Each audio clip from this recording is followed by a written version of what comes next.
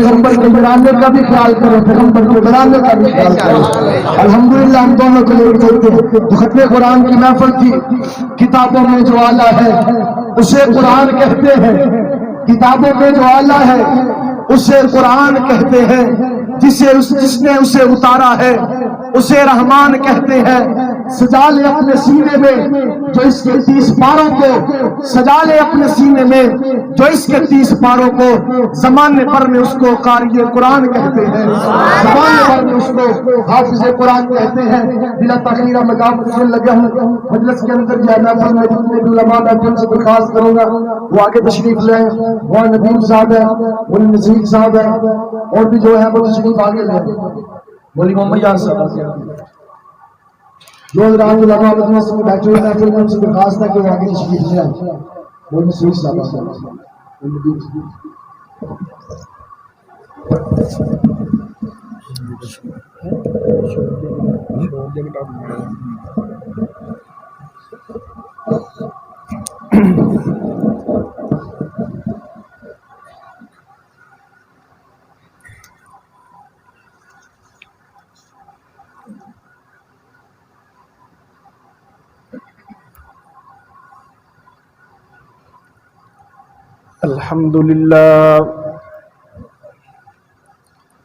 الحمدللہ وحدہ والصلاة والسلام علی من لا نبی بعدہ،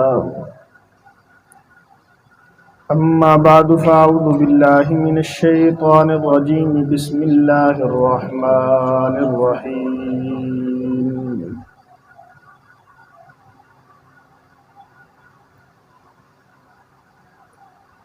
انا نحن نزلنا الذکر وانا له لحافظون۔ صدق اللہ العظیم وبلغنا رسولہ النبی الکریم، ونحن على ذلك لمن الشاہدین والشاکرین والحمد للہ رب العالمین۔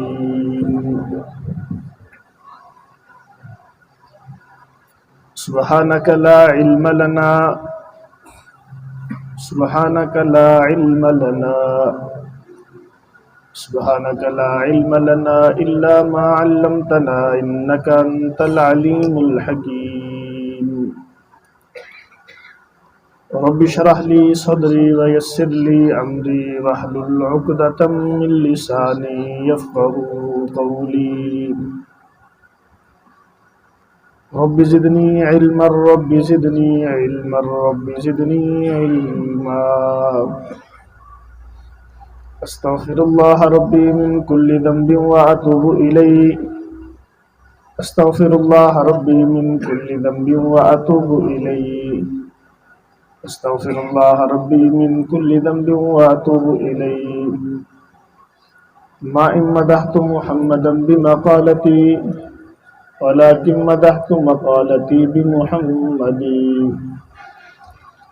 يا رب صل وسلم دائما أبدا على حبيبك خير الخلق كلهم۔ درود پاک۔ اللهم صل على محمد وعلى آل محمد كما صليت على إبراهيم وعلى آل إبراهيم إنك حميد مجيد۔ اللهم بارك على محمد وعلى آل محمد كما باركت على إبراهيم وعلى آل إبراهيم إنك حميد مجيد۔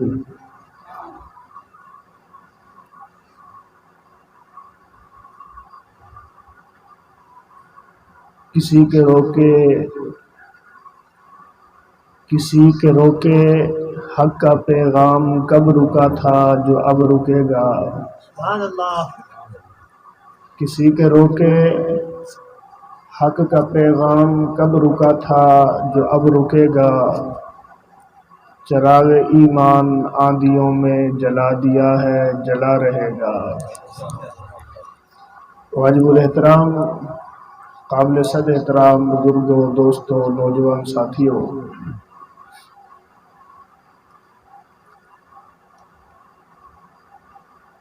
بڑا ہی بابرکت موقع ہے خوشی کا موقع ہے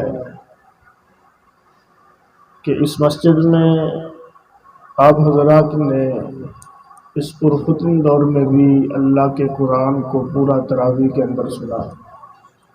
کہو الحمدللہ.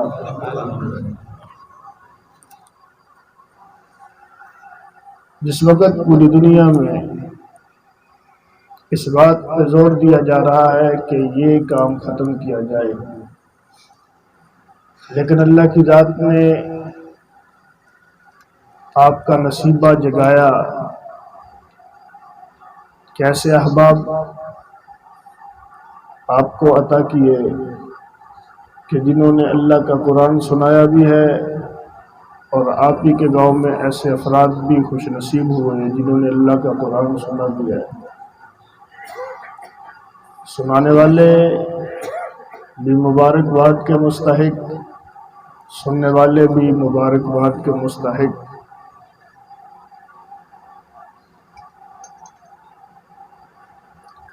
قرآن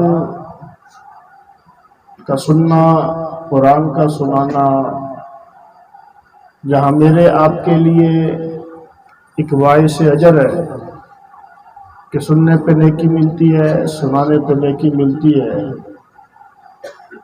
وہاں اس کی تصویر کا ایک دوسرا رخ بھی ہے کہ ہم دیکھیں تو یہ قرآن کی حفاظت کا بھی ایک ذریعہ ہے.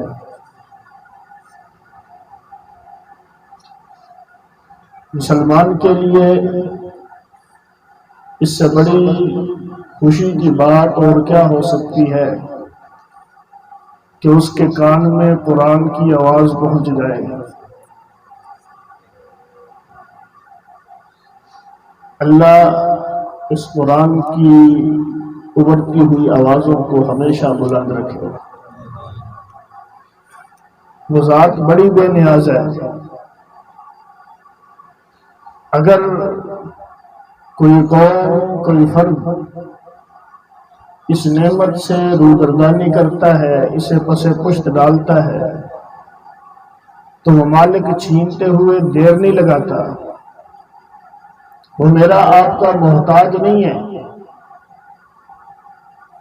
کہ جی قرآن کی حفاظت کے لیے میں اور آپ ہی ہیں. اللہ برے دنوں سے بچائے. حالات پڑھ کے دیکھو، روس کی آزاد ریاستوں کے 70 سال ان پہ ایسے گزرے کہ ان علاقوں میں قرآن کا نام لینا بھی جرم تھا. گھروں سے قرآنوں کو لیا گیا، افراد سے قرآن چھینے گئے، کچھ کو نذر آتش کیا گیا، آگ لگائی گئی، کچھ کو دریا میں بہا دیا گیا. پابندی لگائی کہ اپنے گھر میں بھی اپنے بچوں کے سامنے نہ نبی کا نام لینا ہے، نہ اسلام کا نام لینا ہے، نہ قرآن کا نام لینا ہے. سختی کی گئی کہ آپ کا ہر بچہ سکول پڑھنے کے لیے آنا چاہیے. بچہ چھوٹا سکول میں پڑھنے کے لیے جاتا تو استاد ٹافی سامنے کر کے کہتا کہ مجھے بتاؤ ہمارے نبی کا نام کیا ہے. بچہ کمکلی کی وجہ سے فوراً کہہ دیتا کہ ہمارے نبی کا نام محمد الرسول اللہ صلی اللہ علیہ وسلم ہے. تو گھر سے باپ کو اٹھا کے قتل کر دیا جاتا کہ تو نے اپنے بچے کو یہ نام کیوں سکھایا ہے. لالچ دے کے انعام رکھ کے پوچھا جاتا کہ ہے کوئی جسے پتا ہو کہ ہمارا کتاب کون سی ہے. کوئی بچہ اٹھ کے کہتا ہے کہ ہماری کتاب کا نام، مذہبی کتاب کا نام قرآن ہے. اس کے والدین کو اٹھا کے قتل کر دیا جاتا کہ بچوں کو یہ سکھایا کیوں ہے. کبھی بچوں سے پوچھا جاتا کہ ہمارے مذہب کا نام کیا ہے. اگر کوئی اسلام کہتا تو گھر والوں کو قتل کر دیا جاتا. یہ تیرا میرا نصیبہ ہے کہ ہمیں گھر میں قرآن سننے کو مل رہا ہے. دشمن کو یہ بات برداشت نہیں ہے تو اچھا کھانا کھائے دشمن کو کوئی پریشانی نہیں ہے تو اچھا لباس پہنے، دشمن اسلام کو کوئی پریشانی نہیں ہے تو اچھی گاڑیوں میں گھومے، اسلام کا دشمن کبھی پریشان نہ ہوگا، تو ایٹمی طاقت بن جا، تیرے دشمن کو کوئی پرواہ نہیں ہے۔ تیرا بچہ صبح اٹھ کے اللہ کا قرآن پڑھنے کے لیے آتا ہے تو دشمن پریشان ہو جاتا ہے، دشمن الزام لگاتا ہے، دشمن اس سے قاعدہ چھیننے کی کوشش کرتا ہے، اس سے قرآن چھیننے کی کوشش کرتا ہے کہ اس بچے کے ہاتھ سے قرآن چھین لیا جائے، صبح اٹھ کے اس کی زبان پہ جو اللہ کا قرآن آتا ہے یہ قرآن کا ترانہ چھین لیا جائے، یہ جو سارا دن قرآن قرآن کرتا ہے اس کی زبان سے نام قرآن چھین لیا جائے۔ سوچ یہ ہے کہ یہ چھین لیا جائے گا تو دلوں سے قرآن نکل جائے گا، اگر قاعدہ چھین لیا تو قرآن کے ساتھ تعلق ٹوٹ جائے گا۔ لیکن اسے کیا پتا کہ مسلمان کس قوم کو کہتے ہیں، اسے کیا پتا کہ مسلمان کس جرت کا نام ہے، اسے کیا پتا کہ مسلمان کس دلیری کا نام ہے۔ جاؤ ان آزاد ریاستوں کے حالات کو پڑھو جس وقت اس قدر سختی کی گئی کہ قرآن کا نام لینا بھی جرم تھا، نبی کا نام لینا بھی جرم تھا۔ جنگ کی سرزمین پہ بیٹھنے والا وہ اللہ کا ولی جسے پیر ذوالفقار نقشبندی کہتے ہیں، وہ خود اپنی کتاب میں لکھتا ہے میں نے جب پابندی ٹوٹی 70 سال کے بعد اس علاقے کا دورہ کیا ہے، لوگوں نے جمعہ پڑھنے کے بعد مجھے کہا کہ ساتھ ہی کمبا رہتی ہے، آپ اس سے ملاقات کر کے جانا۔ دوسرا آدمی آتا ہے جی ساتھ ہی کمبا رہتی ہے، اس سے ملاقات کر کے جانا۔ میں سوچ رہا تھا کہ میں عورت سے ملاقات کیوں کروں گا، کون سی وجہ ہے کہ میں عورت سے ملنے کے لیے جاؤں۔ پھر ایک آدمی آتا ہے جی عورت سے ملاقات کر کے جانا، کہنے لگے میں ٹالتا رہا کہ چلو مل لیتے ہیں، کھانا کھاتے ہیں پھر مل لیتے ہیں، جب فارغ ہو گئے تو ملاقات کر لیں گے۔ ایک آدمی آیا کہنے لگا حضرت اس اماں سے ضرور مل کے جانا۔ میں نے کہا وجہ کیا ہے، کس لیے مجھے زور دیا جا رہا ہے، اس قدر اصرار کیوں ہے کہ اس اماں سے مل کے جانا؟ کہنے لگے حضرت اگر آپ کو بات بتا دی جائے پھر ہم نہ کہیں گے، اصرار آپ کی طرف سے ہوگا کہ مجھے اماں سے ملاؤ، پھر آپ کی طرف سے زور ہوگا کہ مجھے اماں کے ساتھ ملا دیا جائے۔ کہتے مجھے تو جھٹکا لگا کہ ایسی کون سی بات ہے اماں میں۔ بتانے والے نے بتایا کہ جس وقت 70 سال ہمارے اوپر گزرے تھے کہ ہمارے اوپر قرآن کا نام لینا بھی جرم تھا، یہ وہ اماں ہے جس نے خود کو پاگل بنا کے 70 سال تک گلیوں کے اندر بلند آواز سے قرآن پڑھا تھا۔ یہ گلیوں میں نکل کے بلند آواز سے قرآن پڑھتی رہی، کہیں مسلمان اس قرآن کو بھول نہ جائے، کہیں مسلمان اس قرآن کی آواز کو بھول نہ جائے، کہیں ان الفاظ سے نا آشنا نہ ہو جائے۔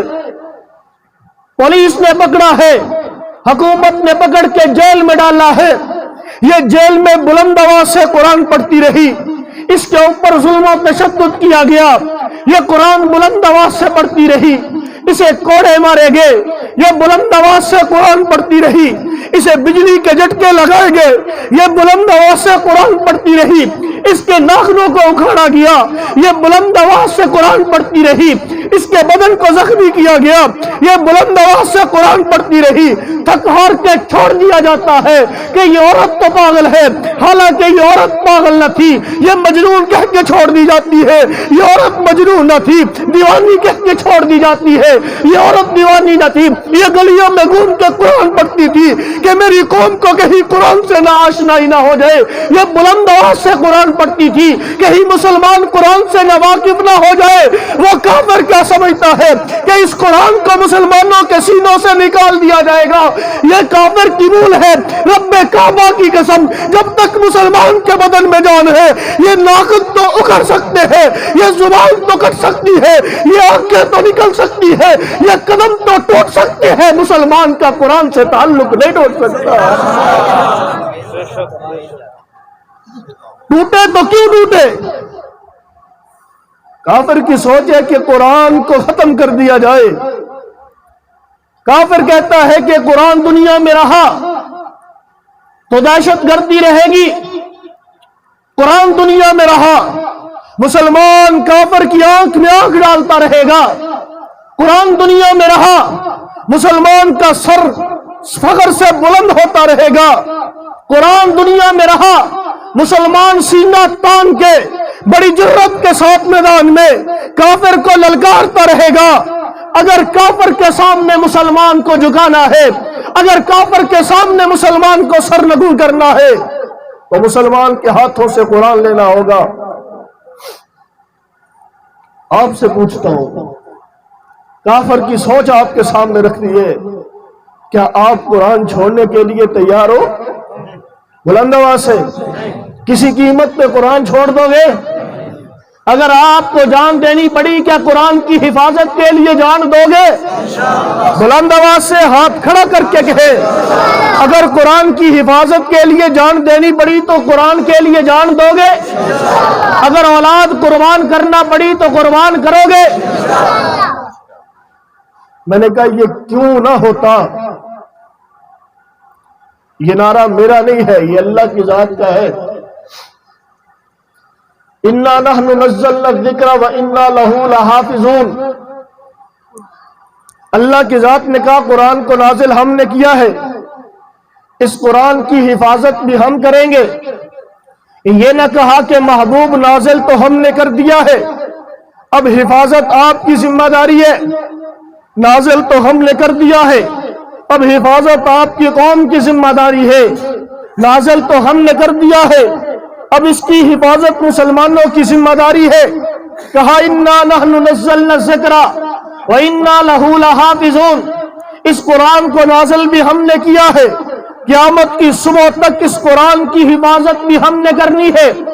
میں نے کہا جب رب حفاظت کرنے کے لیے آتا ہے پھر کائنات کی کوئی طاقت اس کا بال بھی بھیگا کر سکتی ہے؟ یہ کافر کی سوچ ہے کہ ہم کر دیں گے. کافر کی سوچ صرف سوچ ہی رہے گی. یہ قرآن کبھی ختم نہیں ہوا، یہ قرآن قیامت کی صبح تک ختم ہوگا بھی نہیں. کافر کچھ بھی زور لگائے، کافر کوئی بھی منصوبہ بنائے، اے دین یہ بات مسلمانوں کو پریشان کرتی ہے کہ جی یہ منصوبہ بنا لیا گیا ہے، اصل سوچ یہ ہے کہ مدارس کو بند کیا جائے گا، اصل سوچ یہ ہے کہ قرآن کو بند کیا جائے گا. مسلمانوں سینے میں دل بیدار رکھو، سینوں کے اندر قرآن کی محبت کو بیدار رکھو. رب کعبہ کی قسم اٹھا کے کہتا ہوں کہ کافر کچھ بھی نہیں کر سکتا ہے. وہ کوئی بھی منصوبہ بنائے، یہ آج کی بات نہیں ہے. تاریخ اسلام کا مطالعہ کر کے دیکھو، نہ بلکہ تاریخ کائنات کا مطالعہ کر کے دیکھو. کافر ہر دور میں منصوبہ کرتا آیا ہے، اسلام والے منصوبہ نہیں کیا کرتے. کافر ہر دور میں تدبیر کرتا آیا ہے. رب کا نام لیوا کبھی تدبیر نہیں کرتا. قرآن کہتے ہیں وَمَا كَرُوا، دشمن نے ہمیشہ مکر کیا ہے، دشمن نے ہمیشہ تدبیریں کی ہے، دشمن نے ہمیشہ منصوبہ بنایا ہے. تو اس کے مقابلے میں یہ نہ کہا کہ ایمان والے بھی تدبیر کرتے رہے ہیں، ایمان والے بھی منصوبہ بناتے رہے ہیں. کہا وَمَا كَرُوا وَمَكَرَ اللَّهُ. ادھر دشمن نے تدبیر کی ہے، ادھر دشمن کے خاتمے کے لیے خدا تدبیر کر دیتا ہے. ادھر دشمن منصوبہ بناتا ہے، ادھر خدا تدبیر کر دیتا ہے. ادھر دشمن ذہن لڑاتا ہے، ادھر خدا میدان میں آ کے کہتا ہے ارے دشمن، ادھر دشمن آ کے میدان میں کہتا ہے کہ میں اپنے دشمن کو ختم کر دوں گا. ادھر خدا میدان میں آ کے کہتا ہے کہ میرا دشمن میرے محبوب کا کچھ نہیں کر سکتا. مسلمان ہمیشہ رب کے پیغام کو سامنے رکھتا ہے، اللہ کے حکم کے اوپر خود کو کاربند کرتا ہے، عمل پیرا کر لیتا ہے. دشمن کیا کہہ رہا ہے، دشمن کیا سوچ رہا ہے، دشمن کیا چاہتا ہے، مسلمان کو اس کی کوئی پرواہ نہیں ہوتی ہے. اللہ کا حکم تھا کہ میرا پیغام عام کر دے.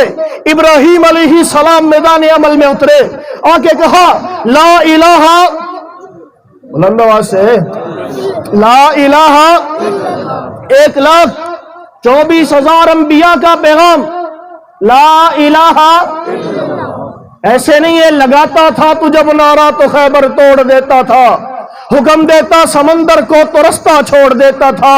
یوں گرج کے نعرہ لگانا ہے، یہ میری بات نہیں ہے، یہ کسی ملا کی بات نہیں ہے، یہ بلند کسی فقیر کا نام نہیں کرنا ہے، اپنے رب کا نام کرنا ہے، جس رب نے بچپن سے لے کے تیرے مرنے تک کی تیری ہر ضرورت کا ذمہ اٹھا لیا ہے، تیرے بن مانگے تجھے آنکھیں دی ہے، بن مانگے تجھے کان دیے ہیں، بن مانگے تجھے زبان دی ہے، بن مانگے تجھے چلنے پھرنے والا بدن دیا ہے۔ آج اسی رب کا نام لیتے ہوئے اپنی آواز کو پست کرتا ہے، آج اسی رب کا نام لیتے ہوئے کچھ ہچکچاتا ہے۔ یہ شان مسلمان کی نہیں ہے، شان مسلمان کی تو یہ ہونی چاہیے جو مکے کی سرزمین پہ جا کے سیدنا بلال کو دیکھ، کافر ہاتھ میں ہتھوڑا لے کے کھڑا ہے، کافر ہاتھ میں کوڑا لے کے کھڑا ہے، کافر ہاتھ میں تلوار لے کے کھڑا ہے، ارے بلال تجھے قتل کر دوں گا۔ بلال کہتا ہے سر تن سے جدا ہو سکتا ہے، میری زبان سے میرا رب کا نام ہلکا نہیں ہو سکتا ہے۔ اسی بلال کے نام لیوا جرت کے ساتھ کہیں گے کہ سیدنا ابراہیم نے جو پیغام قوم کو سنانا تھا، جو اللہ کا حکم دنیا کو بتانا تھا، اس حکم کا نام ہے لا الہ الا اللہ، لا الہ لا الہ۔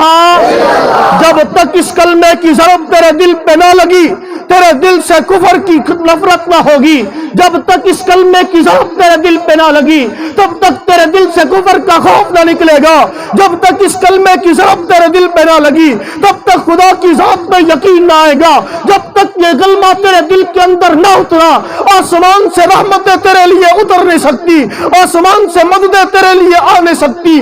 زبان بلند کر کے کہنا ہے لا الہ، صرف زبان سے نہیں کہنا ہے، اپنے دل کے اندر سے آواز نکالنی ہے لا الہ لا الہ لا الہ۔ ابراہیم علیہ السلام نے کہا کہ لا الہ الا اللہ، اللہ کے سوا کوئی کچھ نہیں کر سکتا ہے۔ نمرود نے کہا کہ میں بھی کرتا ہوں۔ ابراہیم علیہ السلام نے کہا کہ تو کچھ بھی نہیں کر سکتا ہے۔ ربی الذی یحیی و یمیت، کہ میرا رب تو زندگی دیتا ہے موت دیتا ہے۔ قال انا احیی و امیت، نمرود کہتے ہیں زندگی اور موت میرے ہاتھ میں ہے۔ کائن اللہ یاتی بالشمس من المشرق، میرا رب تو مشرق سے سورج نکالتا ہے۔ فاتی بہا من المغرب، تو مغرب سے نکال کے دکھا۔ اس سورج پہ قبضہ میرے رب کا ہے، اس زندگی پہ قبضہ میرے رب کا ہے، اس موت پہ قبضہ میرے رب کا ہے، اس حیات پہ قبضہ میرے رب کا ہے۔ عزت کا مالک کون ہے؟ کون ہے؟ کون ہے؟ یوں نہیں کہنا ہے لا الہ الا اللہ کا مطلب یہ نہیں ہے کہ زندگی کا مالک اللہ ہے۔ لا الہ الا اللہ کا مطلب ہے کہ زندگی کا مالک ہے اللہ ہی۔ زندگی کا مالک کون ہے؟ موت کا مالک کون ہے؟ عزت کا مالک کون ہے؟ ذلت کا مالک کون ہے؟ اللہ کا نعرہ تو بلند آواز سے تھا، جب اللہ ہی کی بات آئی ہے تو آوازیں پست کیوں ہے؟ بڑی جرت کے ساتھ کہ اگر ایمان ہے تو، ایمان نہیں ہے تو بولنے کی ضرورت نہیں ہے، اگر ایمان ہے تو جرت کے ساتھ کہنا ہے زندگی اور موت کا مالک کون ہے؟ عزت اور ذلت کا مالک کون ہے؟ مشرق و مغرب کا مالک کون ہے؟ شمال و جنوب کا مالک کون ہے؟ میرے رزق کا مالک کون ہے؟ میری ساری زندگی کے ہر فیصلے کو کرنے والا کون ہے؟ ارے ان جبینوں کے لیے سجدے کے لائق کون ہے؟ میں نے کہا یہی پیغام تو ابراہیم علیہ السلام نے دیا تھا کہ ارے نمرود تو غلط کہتا ہے، اگر یہ کہتے کہ زندگی اور موت کا مالک اللہ ہے کہہ دیتا کہ میں بھی ہوں۔ ابراہیم علیہ السلام نے یہ نہ کہا کہ زندگی اور موت کا مالک اللہ ہے، بلکہ کہا کہ زندگی اور موت کا مالک کون ہے؟ برداشت نہ ہوا، نمرود بگڑتا ہے، قوم بگڑ جاتی ہے، ختم کرنے کا منصوبہ ہوتا ہے، دربار سجتا ہے، میٹنگ ہوتی ہے، منصوبہ بنتا ہے کہ ہم نے ابراہیم کو ختم کر دینا ہے، اس لیے کہ ابراہیم تو پیغام خدا سنا رہا ہے، اس لیے کہ ابراہیم تو رب کی بولی بولتا ہے۔ ارے ختم کیسے کیا جائے؟ اٹھ کے مشورہ دینے والے نے مشورہ دیا کہ ایک بہت بڑی آگ جلائی جائے، اس آگ کے اندر پھینک دیا جائے گا، جل کے راکھ ہو جائے گا، ساری دنیا کو عبرت ہو جائے گی کہ اگر کسی نے بادشاہ وقت کی مخالفت کی تو اس کا انجام یہ ہوگا، دوبارہ آپ کے خلاف اٹھنے کی کوئی جسارت نہ کرے گا، کوئی آپ کے مذہب کے خلاف بولنے کی جرت نہ کرے گا۔ آگ جلائی جاتی ہے، بہت بڑی آگ جلائی جاتی ہے، اس قدر تیز آگ ہے آسمان پہ اڑنے والا پرندہ بھی اس آگ کی تپش کی وجہ سے بن کے اسی آگ کے اندر گرتا ہے۔ بڑی دور سے جب پھینکنے کی بات آئی کہ ابراہیم کو پھینکنا کیسے ہے، ایک توپ بنائی جاتی ہے جسے منجنیق کہا جاتا ہے، توپ بنائی گئی کہ اس میں رکھ کے باندھ کے ابراہیم کو پھینک دیا جائے گا۔ میں نے کہا بتانے لگا ہوں ابراہیم کا ایمان یہ تھا کہ مجھے بچانے والا کون ہے؟ آئے تھے فرشتے، آسمان پہ کوہرا مچا، فرشتوں کے دل بھی لرزے تھے کہ یہ زمین پہ کیا ہونے لگا ہے۔ ایک طرف ساری کائنات ہے، ایک طرف ساری انسانیت ہے، ایک طرف ایک ہی بندہ خدا کا نام لیوا ہے، رب کی بات کرنے والا ہے، پوری دنیا اسے مٹانے پہ تلی ہوئی ہے، روئے زمین پہ اس کی مدد کرنے والا کوئی انسان ہے نہیں۔ مولا ہمیں اجازت دے دیجئے، اگر تیرے بندے کا ساتھ انسان نہیں دیتے تو ہم آسمان سے اتر کے ساتھ دیں گے۔ اگر آج بھی پیدا ہو ابراہیم سائمہ پیدا تو آگ کر سکتی ہے انداز گلستان پیدا۔ یہ سوچ ہے کہ جی ہم ساتھ نہ دیں گے تو پتہ نہیں کیا ہوگا۔ خدا کی ذات کا پیغام دنیا میں پہنچانے کا عزم کر، دنیا والے ساتھ نہ بھی ہوئے تو آسمانی مخلوق اتر آئے گی۔ ادھر توپ کے منہ پہ رکھ دیا جاتا ہے، ابھی پھینکنے کی دیر ہے کہ فرشتے آ کے کہتے ہیں کہ حکم آپ کا ہو، یہ آگ بجھا دی جائے۔ بارش کا سلسلہ اللہ کی ذات نے میرے ہاتھ میں دیا ہے کہ اللہ کی ذات نے کہا ہے کہ اگر اللہ کا حکم ہوتا تو آپ سے پوچھتے نہ، اللہ کا حکم ہوتا کہ جا کے بارش برسا کے آؤ تو فرشتے آ کے کہتے کہ جی آپ سے پوچھ لے ہیں بارش برسا دیں، پھر تو بارش برس جاتی۔ ہمیں آپ کے پاس بھیجا ہے کہ جاؤ ابراہیم سے پوچھ لو وہ کیا کہتا ہے۔ خود ہی کو کر بلند اتنا کہ ہر تقدیر سے پہلے خدا بندے سے خود پوچھے بتا تیری رضا کیا ہے۔ اگر سمجھ میں نہ آئے تو ابراہیم کی زندگی کو دیکھ، اگر یہ شعر سمجھ نہ آئے تو قرآن اٹھا تجھے سمجھ آئے گا۔ کہاں آپ سے پوچھنے کے لیے آئے ہیں، خدا پوچھ رہا ہے آپ سے پوچھنے کے لیے آئے ہیں۔ اگر آپ کی اجازت ہو برسات کے بارش اس پانی کو ٹھنڈا کر دیا جائے۔ دوسرا آگے بڑھتا ہے، میرے تابع خدا کی ذات نے ہوائیں کی ہے، آپ کا حکم ہو اس آگ کو اڑا کے انہی کی مکانوں پہ پھینک دیا جائے، انہی افراد پہ پھینک دیا جائے، نہ کسی کا گھر بچے گا، نہ کسی کی ذات بچے گی، نہ کسی کا مال بچے گا۔ ابراہیم علیہ السلام نے کہا کہ خدا نے بھیجا ہے۔ کہا جی بھیجا تو نہیں ہے، پوچھ کے آئے ہیں۔ کیا کہا ہے؟ کہ یہ کہا ہے جو ابراہیم کہتا ہے ویسے کر لو۔ کہ ایک بات بتاؤ، میرا رب مجھے دیکھ رہا ہے؟ ہر جگہ پہ موجود کون؟ نہ اللہ نہیں، ہر جگہ پہ موجود کون؟ ہر چیز کو دیکھنے والا کون؟ 7 زمینوں کے نیچے دیکھنے والا کون؟ جس کے لیے پردے نہ رہے وہ کون؟ جس کے اوپر ہر چیز عیاں ہو وہ کون؟ تیرے میرے لیے کوئی چیز غیب ہے، جس کے لیے کچھ بھی غیب نہ ہو وہ کون؟ کہا مجھے بتاؤ، میرا رب دیکھ رہا ہے؟ فرشتوں نے کہا جی دیکھ رہا ہے۔ کہا میری حالت کو جانتا ہے؟ کہا جانتا ہے۔ میری دشمن کی تدبیر کو جانتا ہے؟ کہا جانتا ہے۔ کہا کہ پھر پیچھے ہٹ جاؤ، اگر وہ جلا کے راضی ہے تو مجھے بچنا نہیں ہے۔ فنا فی اللہ کی تہ میں صرف مرنا، صرف جینے کی بات نہ کر کہ میں نے خدا کے نام پہ جینا ہے، بلکہ وہ لذت کیا ہوگی وہی جان سکتا ہے جس نے یہ لذت کا مزہ چکھ لیا ہو کہ خدا کے نام پہ مرنے میں لذت کیا ہے۔ تجھے یقین نہ ہے کہ اس میں لذت نہیں ہے، دربار مصطفیٰ میں جا کے پوچھ لینا۔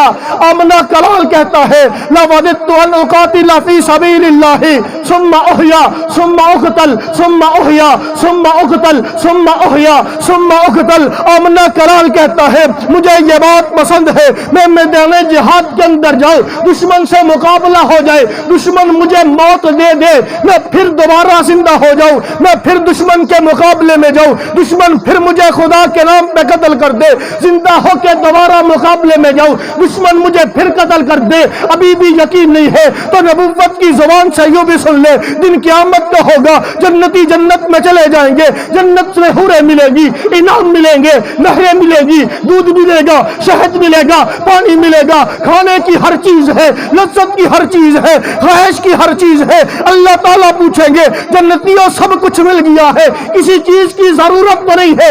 جنتی کہیں گے مولا ہمیں کسی چیز کی ضرورت نہیں ہے، نہ میں خدا پہ مرنے والا اللہ کے دربار میں کھڑا ہو کے کہے گا مولا تیری جنت میں مزہ نہیں ہے۔ اور فقیرہ کیا بات کر رہا ہے، تجھے میری جنت میں بھی مزہ نہ آیا؟ یہ تو لذت کی چیز ہے، یہ تو بنائی ہی مزے کے لیے ہے، تجھے اس میں بھی مزہ نہیں آ رہا؟ کیا دودھ پورا نہیں مل رہا؟ کیا شہد نہیں ہے؟ کیا خوشبو کے لیے گلاب نہیں ہے؟ کیا وقت گزاری کے لیے حوریں نہیں ہے؟ کیا ماننے کے لیے غلمان نہیں ہے؟ کیا فرشتے تیرے تابع نہیں ہے؟ کیا اس دنیا سے کئی گنا بڑی تجھے جنت دے نہیں دے گی؟ مولا سب کچھ ہے، سب کچھ ہے، سب کچھ ہے، تیرے نام پہ مرنے میں جو لذت تھی وہ اس جنت میں بھی نہیں ہے۔ تو کہا ابراہیم علیہ السلام نے کہ اگر وہ دیکھ رہا ہے، وہ مجھے جلانا چاہتا ہے تو مجھے بچنا فنا فی اللہ کی تہ میں بقا کا راز مضمر ہے، جسے مرنا نہیں آتا اسے جینا۔ ارے ہم تو جینا ہے تو مرنے کے لیے جینا ہے، صرف مرنے کے لیے نہیں، اللہ کے نام پہ مرنے کے لیے جینا ہے۔ اللہ کے نام پہ مرنا سیکھ، پھر جینے کی لذت آئے گی کیسے؟ بتانے لگا ہو کہ جینے کی لذت کیسے ہے۔ ابراہیم جلنے کے لیے تیار تھا، ابراہیم علیہ السلام مرنے کے لیے تیار ہو چکے ہیں کہ میں نے خدا کے نام پہ جلنا ہے، مجھے خدا جلانا چاہتا ہے، کائنات کو بتانا چاہتا ہے، دنیا کو دکھانا چاہتا ہے کہ میرے نام پہ مرنے والے بھی موجود ہیں۔ ساری دنیا انکار کر جائے، ساری دنیا جلانے پہ آ جائے تو میرے نام لیوا ہر میدان کے اندر اتر کے ڈنکے کی چوٹ پہ کہتے ہیں کہ مرنا تو منظور ہے، خدا کی ذات سے تعلق توڑنا منظور ہے۔ ادھر حکم ہوا بادشاہ کا کہ چلاؤ تو ادھر گھوڑا اس کا کھینچا ہے، دھکا لگا ہے، ادھر پہنچے ہیں آ کے قریب تو آسمان سے آواز آئی، یعنی کہ جبرائیل بھاگ کے جا، مقدر جاگ اٹھا اس آگ کا۔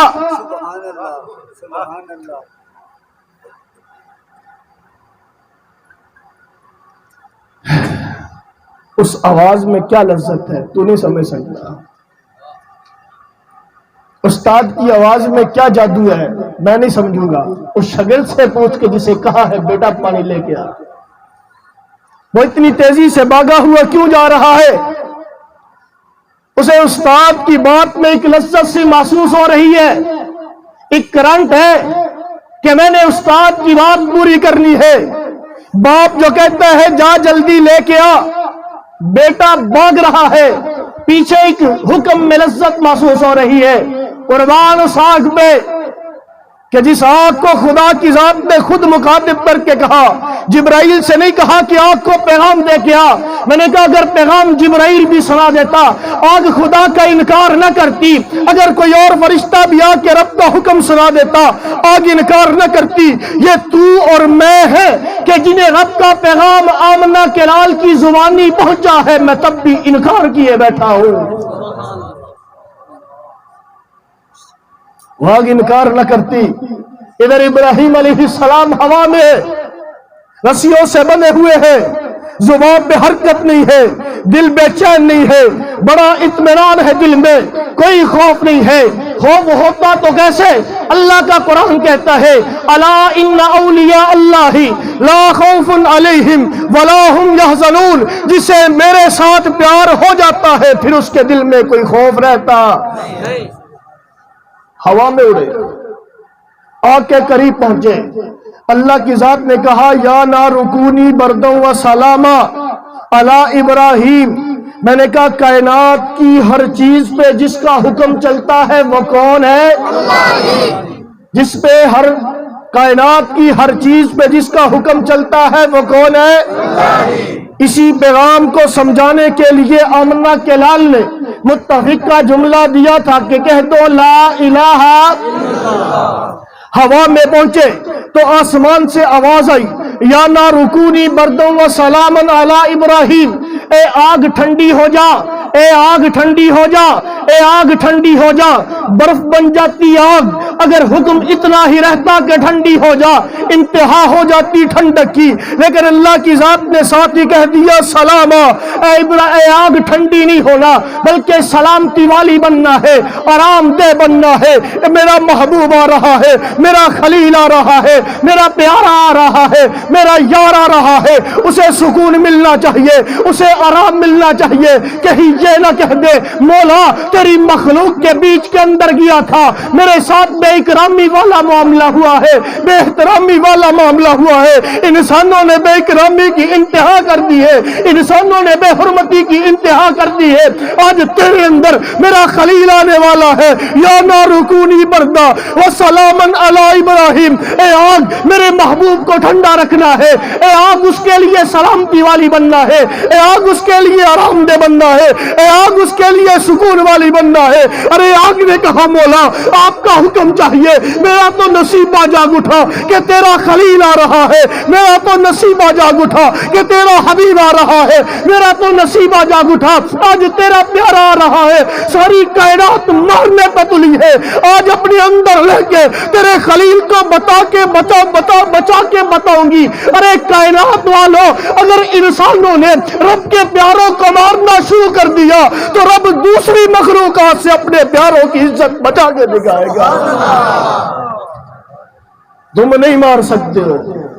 جب انسان پیچھے ہٹ جائے تو اللہ انسانوں کا محتاج، اللہ الصمد بے نیاز ہے، اسے انسانوں کی ضرورت نہیں ہے۔ اگر انسان بیت اللہ کی حفاظت کے لیے آ جاتے اللہ ان کا نصیبہ جگا دیتا، لیکن انہوں نے کہا کہ جی ہم لڑائی نہیں کرنا چاہتے، بیت اللہ کو خالی کر دیا، آپ جانو اس گھر والا جانے۔ تو اللہ کی ذات نے پھر کسی انسان کے ذمہ نہیں لگایا کہ اس سے بچا کے آ، پھر اللہ کی ذات نے ابابیلوں کو بھیجا تھا کہ جاؤ پھر کنکریاں پھینک کے بتاؤ کہ اگر انسان پیچھے ہٹ جائے تو مجھے بچانا آتا ہے۔ یہ قرآن کی حفاظت تیرے میرے ذمہ لگی ہے، یہ پیغمبر کی حفاظت تیرے میرے ذمہ لگی ہے، یہ صحابہ و اہل بیت کی حفاظت تیرے میرے ذمہ لگی ہے۔ اگر میں چھوڑ دوں گا تو میرا رب محتاج نہیں ہے، میں میدان عمل کے اندر اتروں گا رب کی بیعت کو بچانے کے لیے، رب کے حکم کو بچانے کے لیے، تو کائنات کی کوئی چیز میرا نقصان نہیں کر سکتی۔ آگ کے اندر پہنچے، میں نے کہا بتانا یہ چاہتا تھا کہ دشمن نے ہر دور میں منصوبہ کیا ہے، دشمن نے ہر دور میں تدبیر کی ہے۔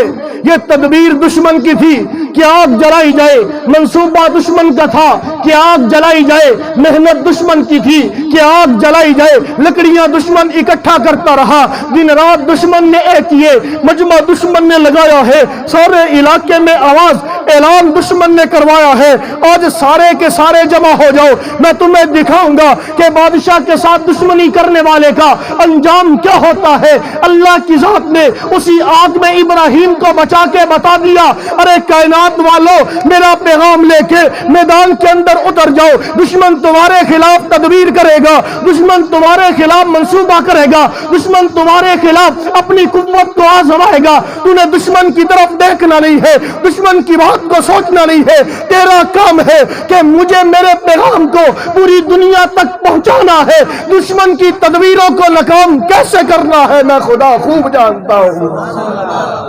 دشمن کی محنت تھی، اللہ نے اسی کی محنت کے اندر ابراہیم کی جان بچا کے دکھائی ہے کہ نہیں دکھائی؟ عزت ابراہیم کی کروا کے دکھائی ہے کہ نہیں؟